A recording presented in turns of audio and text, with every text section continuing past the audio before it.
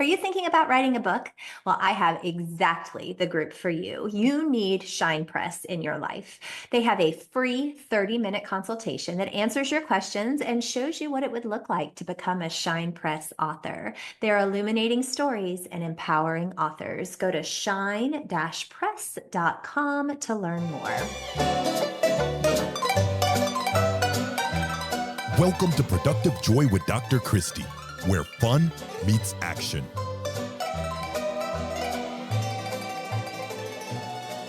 Hi, friends. Welcome to Productive Joy. It's another great day to have a great day. And I have a new friend with me today, Michelle Dickinson. But before I introduce her, I need your help. I need you to follow this podcast. If you are not following this podcast, you will not know that brilliant people like Michelle are joining us, and that's a problem.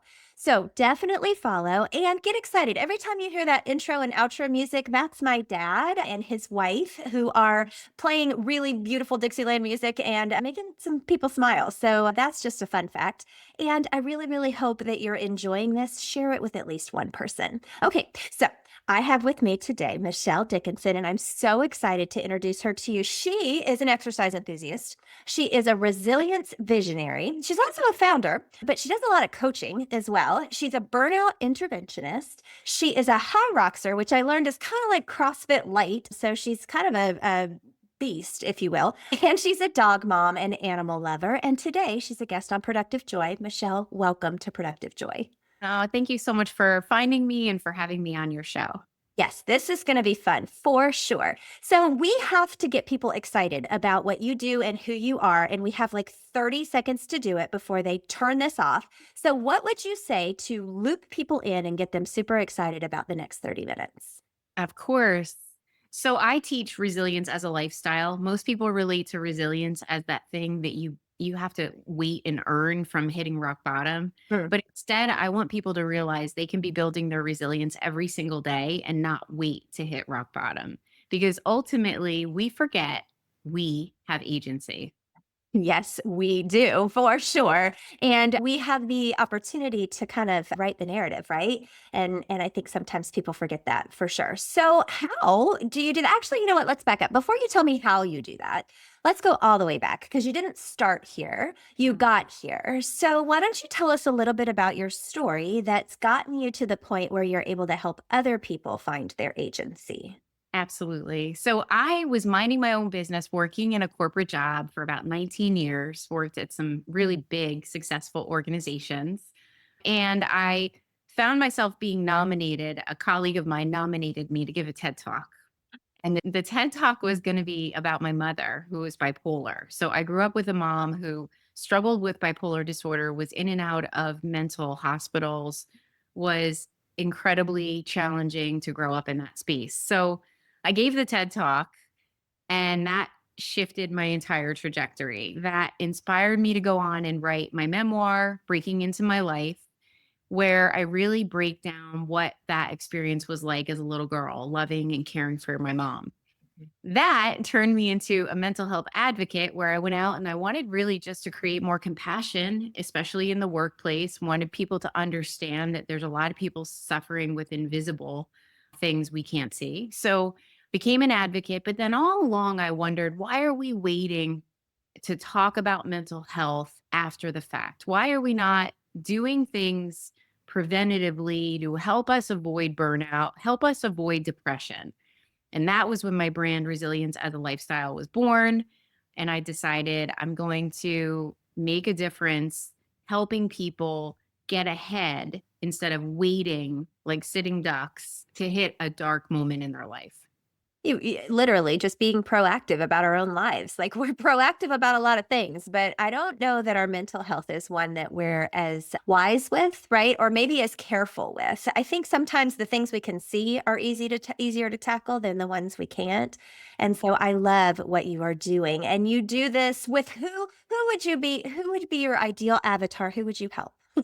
Oh, it's amazing. I've been so fortunate over the past several years since I started my practice to coach over 5,000 hours of folks from all walks of life, from executive level, C-suite leaders looking to elevate their resilience and leadership, to educators who are struggling to make a decision whether or not they want to stay in the classroom or they want to move on to a different career, who are literally on the brink of burnout, right? So a lot of educators, I will say, we've been in New Jersey, Texas, helping a ton of educators, but then also corporate people. We are on retainer with a couple of corporations. So their staff have access to resilience coaching just to sort of, have them check in and make sure that they're taking care of themselves. So, yeah.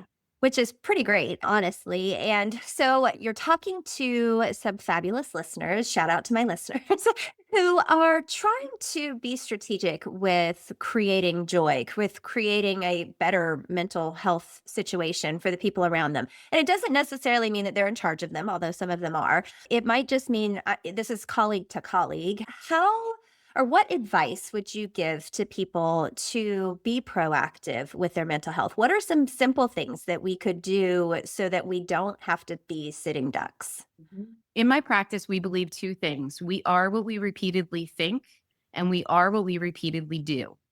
So it's a combination of what our daily habits and practices are, and then how we view stress and adversity in our lives. Yeah, that was some wisdom. But I was writing because I think there's so much power in just those two simple phrases. We are what we repeatedly think, and we are what we repeatedly do.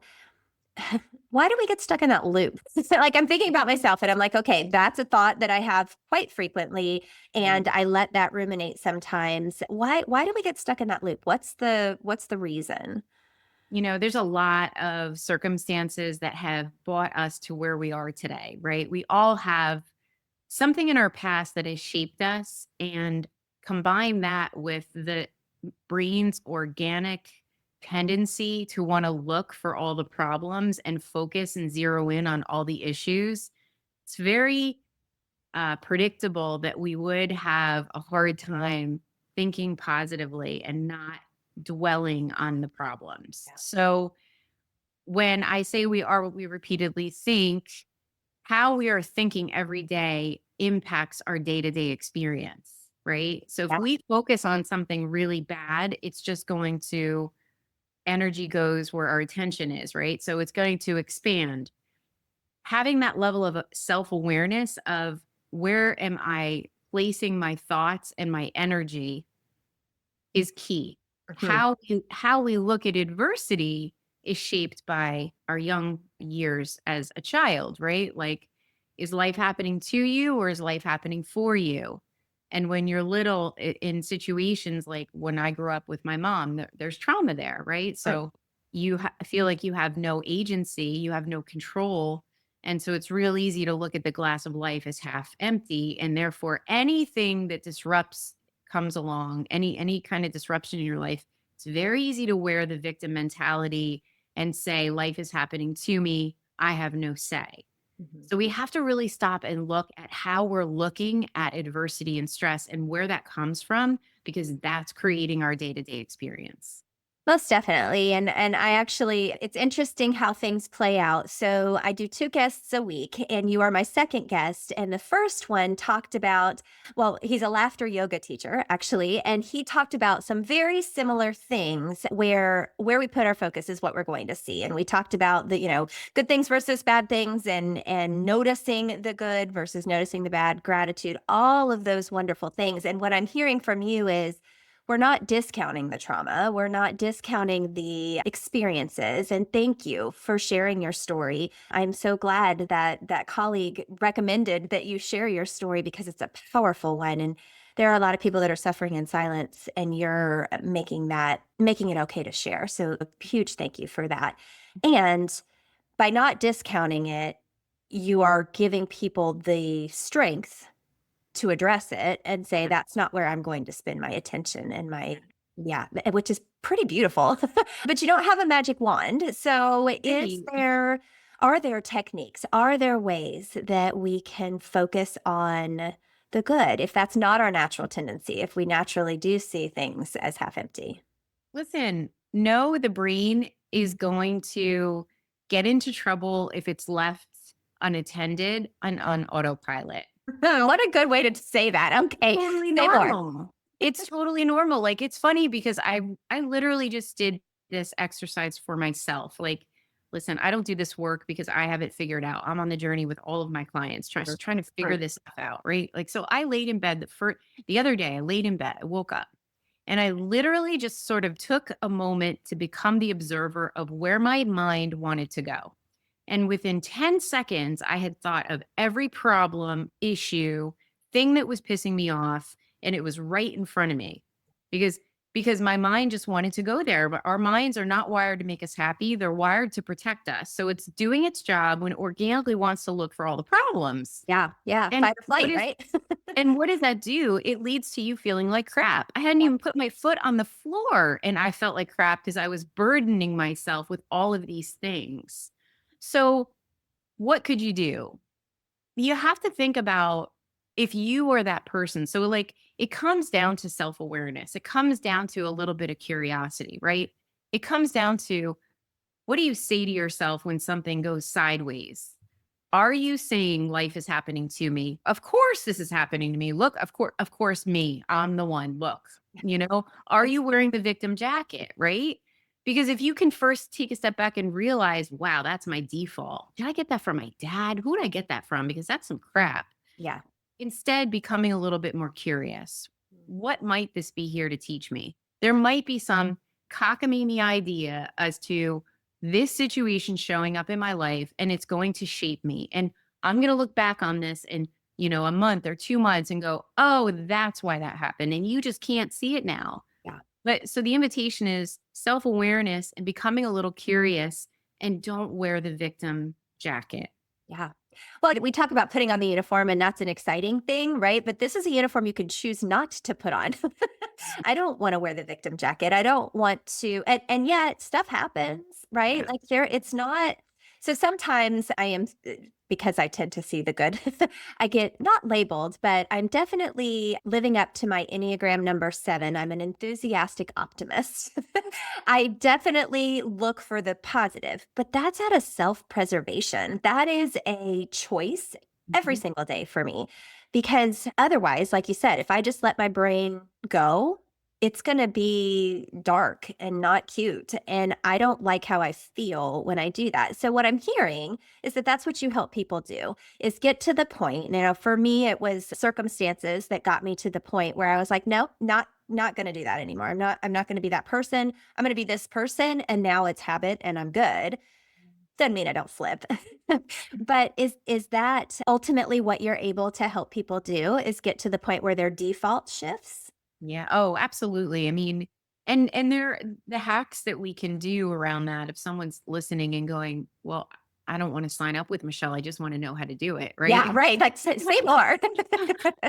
So you mentioned what you said about the yoga instructor. What did he say? He said gratitude. Yeah. Listen, gratitude has the power to redirect our thoughts away from all the crummy thoughts that our mind wants to ruminate on. Yeah. If you could interrupt that pattern of thinking about all your problems and saying, nope, nope, I'm going to think of 3 things that are actually going well today that I feel good about. Because Yeah. listen, it's a feeling universe. The more you sit in good thoughts, the better you're going to feel. We want you to feel as good as possible. And that requires a different thought process. Yeah. Yeah. Oh, and I love it. And I love that you're rewiring brains and getting people to see it differently. So do you do this one-on-one? Do you do this with organizations? Both? Because you talked about working with executives and C-suite and those, how does this look? Yeah, so it is a lot of one-on-one coaching, especially in the education space, because I have a lot of teachers and a lot Sure. of teachers are very private. So they don't want anyone knowing what's going on in the world. So one-on-one coaching, we do offer resilience and de-escalation training for educators as well, because we recognize how challenging it can be with parents, and parents can be aggressive, and it's hard as an educator to keep everybody happy. So we do trainings, we do the one-on-one coaching. We're doing group cohort trainings now where we're getting a cohort to travel with us for 8 sessions and really gain some powerful leadership strategies, skills, resilience tips, and even de-escalation tactics that they can take. The tactics we teach are CIA level. So we're kind of giving them the Swiss Army knife of how to interact with the most challenging people. Oh, I love that. Well, and how smart, right? I mentioned earlier, my daughter's a kindergarten teacher, and the skills that she needs, I mean, it is mind blowing the number of things she has to take care of in any given 5 minutes. And it's done 19 times, right? Because that's how many kiddos she has. And so what I'm hearing is you give people the tools. But when you have a Swiss Army knife, you don't even know what three-quarters of those things do a lot of the time. And so it's also about reminding them to use the tools in the moment because we go to the knife, that's fine. But there's all kinds of other things that Absolutely. could be helping us. That is really cool. So I want to ask you my favorite question because to me, what you're doing is creating this very much, but I want to hear your definition. So if you had to define productive joy, what would be your definition? If I had to define productive joy, that it is something that you do with ease and grace because you've gotten a level of self awareness and have helped yourself get to a place where you can be with and interact with anyone without being triggered or rocked. So, therefore, there's nothing left but peace and ease. Wouldn't that be nice? Yeah, and I think Um, that's the goal, right? Like, I think that's the goal in life is to, like, get you out of your way so you can experience that. We've had several really interesting guests recently, and one of them wrote a book called I Cubed for Couples. And the I's, I won't get them all right, information, intensity, and I keep forgetting the middle one. But he talked about that exact thing, that what our triggers are actually something that's happening internally, right? And we are scooping up those negative feelings that we have inside of us and plopping them into the current situation, right? And so that's what I hear now when I hear triggers is what am I scooping up and plopping into this situation because I feel X? Mm. And we really can do something about that. Like how powerful is that we can create that kind of productive joy. So, listeners, are you hearing this? You get to control this. You get to make these decisions, but that doesn't make it easy, right? Like, it is definitely something that you have to train your brain to do. So, what has been your biggest breakthrough through all of this? Because I mean, here you've got, I know that's a loaded question, I realized, but you were brave enough to tell your story publicly. And then now you help people get to the point where they can not just tell theirs, but live theirs in a way that's positive and better and resilient. What's been your biggest moment in all of this? Oh, so much. You have no idea. It's amazing how when you continue to be on the journey of self-discovery and healing, how the parallels to your work are just incredible. My business partner is amazing and she and I hold each other accountable for the continued expansion of our own lives. That is the only way we can serve the people around us is if we are on this journey. So for me, it's been both physical and emotional healing. I, over the past year, competed in 2 high rocks. I lost over 35 pounds No. and I've been transforming my health and my body. And it's also helped me heal and transform my emotional and my own self awareness because I have to stay on this. I mean, the second we think we arrived, we're in trouble. So there's so much that I continue to learn. And as I continue to unpack the stuff in my life and strive to reach that level 11 life, I'm constantly growing and evolving. And I think that really when we do the work and we have different and new experiences, we're equipping ourselves to be able to present that to the people that we're caring for. And that's beautiful. And congratulations on being on that journey. It is a journey, right? Like it is not a destination. It is an every single day I'm going to get up and I'm going to do. So we are recording this in January. We are airing this in April. However, so I want you to think about this. What was the temperature this morning when you decided to pull your tushy out of bed and go somewhere? So we work out at 5:30 in the morning and here in New Jersey, it was about 7 degrees. 7. Yeah, I also work out at 5:30 in the morning and I was complaining that it was 39, but we don't do that in Florida. So I get it, but 7 degrees. So that is a level of dedication that most people don't tap into. I'm not saying they don't have it because I think they do. I think we all have it. We just Mhm. haven't tapped into it, or maybe we tap into it in a different way based on your big T trauma, right? That you grew up with and has gotten you to this point. Where's the correlation? Like, do you use that as fuel? Do you use that as, I don't want to be that? Like, how does that fuel you? I mean, for me, it was a challenge of discipline. And if I can get to the gym and overcome myself early in the day, I can overcome anything. Yeah. Like when we overcome, there's such beautiful parallels between overcoming your physical capacity and overcoming challenges in life. Yeah. When you feel like you can do the physical, the other stuff just sort of shows up and you're like, okay, I can handle this. Yeah. Yeah. And that translates, I think, into the business space nicely but you know what I see a lot, and you tell me what you see, is people who are really, really good in the business space, but they aren't taking care of themselves physically. And you wonder, like, why is that not translating? I mean, what do you think that is? Is that just I can't overcome all of it? Or is it I don't see value? Or, I mean, obviously it's individualized, but Yeah. I don't know. I once heard this statement and I was so upset by it, but then when I look at it now, I believe it. How you do one area of life is how you do all areas of Mm, life. You can't be really good in one area and neglect another and think that that you're going to have like the level of success that you want. right. It's You not know, sustainable.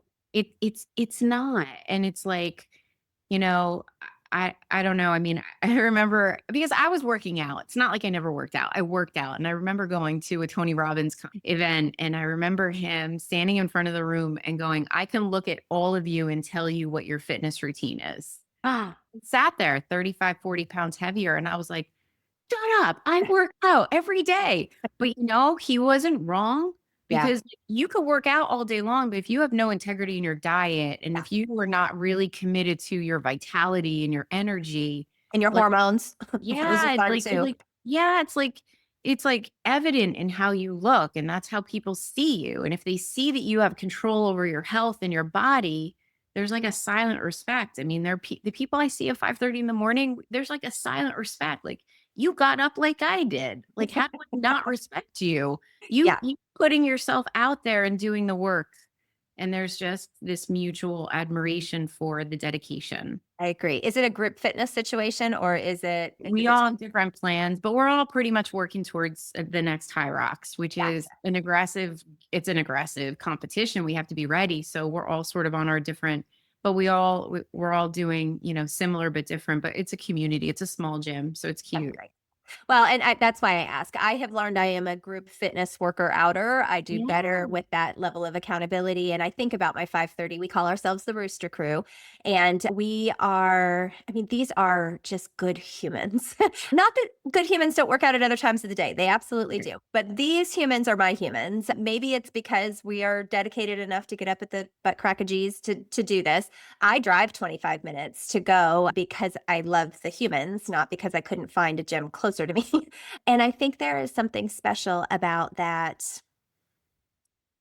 Dedication's probably the word, that tenacity. And I do see it translating into the CEO that I work out next to, or that, these are people Yeah. that are saying, I matter. So Yeah. do this, Yeah. do it well. I think that They're like, I'm here, I'm doing the work because I want to be a better version of me. And that's just that takes something. right. And when I'm a better version of me, everybody around me is a better version as well. Right. Like And you we have more to give, and you have more to give. So, like, let's talk about the people that are givers. Like, you can only give so much if you only have so much to give. So if you could do better at taking care of yourself, you'll have more to give. Yeah, definitely. So tell us a little bit about your memoir, Breaking Into My Life, right? Yeah. Yeah. Okay, so tell me that. Well, I mean, we know the impetus of that, but how has that come to be, and what do you use it for? The memoir was really a labor of love. I'm not a writer at all. I really just wanted to provide an expanded view on my story that I gave on the TED stage. Mhm. So I wanted people to understand what it was like to love someone with a mental illness, because, when one family member has a mental illness, the whole family is affected, Mhm. especially children. So I took people on a journey with that book from my earliest years of when I first remember my mom having a nervous breakdown up until my adult life. caring for her, looking after her. And I just really wanted to humanize what that experience was like, to have people understand it. Like, my mom could be mean and she could be extraordinarily loving. So there were so many different aspects of her and my relationship with her. And I really just wanted to have people who maybe had similar experiences feel seen and heard and see a little bit of their story in mine. And I guarantee that's exactly what it's doing, because we need somebody to be brave enough to put their story out there, to know that there's nothing wrong with us and we're not bad for thinking the things we're thinking or experiencing the things we're thinking or doing. And so thank you for putting your story out there and for being brave enough to tell it on stage first, but then to give us the behind the scenes version as well. That's beautiful. So you mentioned that if someone's looking for you, it's important that they put an E in between Michelle and Dickinson. So why don't you tell us the best ways to find you? Perfect. Yeah. So we have a new website, resilienceasalifestyle.com. You can check us out there, and what we do. And then my second home is LinkedIn. So you want to, maybe follow me there. I'll be able to provide updates there. And there's a lot of great content there. And off the website, you'll connect to all my social media. It's linked in my website. Smart. Smart girl. Well, good stuff. Good stuff. Well, thank you. Thank you for giving of your time. Thank you for telling your story, not just before, but here in the productive joy space. And thank you for inspiring people to get after it and to recognize that you do have agency. Agency is a dear word to me. In the organization that I work for, we talk a lot about student agency. And the idea behind student agency is giving the students the ability to advocate for themselves, because they're not always going to have a teacher who will do it or a parent who will do it or whatever. They have to learn how to own it. And when I hear agency, I think empowerment instead of enabling. Yeah. So that's pretty awesome that that's what you do. Yes. Yeah. Okay. So I have some rapid fire questions for you, Okay. and I am so excited to hear your answers. Are you ready? I'm ready. Okay. Here we go. First question. What is your definition of fun? My definition of fun includes anything that's going to make me giggle until my sides hurt. I love that. Well, and I learned, so this week we learned from Dr. Jaime that your body can't tell the difference between a real laugh and a fake laugh. It releases the same hormones in your brain on either one. So even if you don't like have something to giggle at, you can fake giggle until you really giggle, and it will absolutely have the same effect. Isn't that fun? I love that. I love it. And I loved it. So a friend of mine calls it an episode when she giggles so much that like tears are streaming down her face and she can't get it together. So that's what I hear when you say giggle till your sides hurt. So good. Okay, next question. How do you know that you're showing up as your authentic self? Oh, Lord, this is such a great question. And it was a piece that I didn't have a chance to talk about already. So I have to talk about this. That's exciting. Like, stepping away from the external yardsticks in the world, stepping away from the social media, connecting with yourself. The more you step away from all the noise and in the external world and go within yourself, you connect to who you really are. And then it's much easier for you to show up or authentically when you're with people, when you're with, the people you love, the people that you work with, because you're no longer sort of consumed by that ego that, that tends to surface when we're scrolling and comparing. You think? I worry about my kids, right? So they're 24 and they have only ever grown up with social media being at their fingertips. And just the constant comparison is scary. And I mean, I face it at 48. I know that they are dealing with this. Am I good enough? I don't know. There's all this research now about boys and how young boys are really struggling because they don't feel like they're measuring up. And if I'm not a millionaire by the time I'm 25, there's something wrong with me. It's like, no, that is just not how this works. So I'm glad to hear you say that. That's powerful to step away from the yardstick. I like the way you put that too. Okay. How do you channel your best self on your worst days? Oh, that's a really good question. And we all have bad days. Like, I have bad days. I have days where I'm like, "Oh Lord, do I have to do this day?" I think for me, my mindset is shifted the moment I sweat. So for me, you know, If I know I'm about to have a sideways day, because I do deal with seasonal depression, and in the winter, it's just so hard here in New Jersey. It's the movement. It's like, even if I don't get to the gym, I got to get a walk in, because then I'm going to be able to at least get out of my own way and have somewhat of a productive day. Yeah.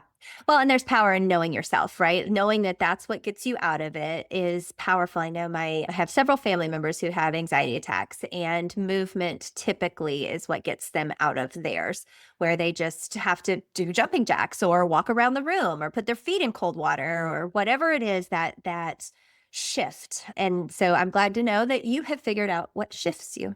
All right, last question. And this is going to be a tough one because ultimately our brains can only hold so much. And you have said some really wonderful things. And people will zone in to one, right? They'll figure out one thing that they're going to hold on to. So if people can only hold on to one major thing you've said today, Michelle, what would the one thing be? Mm.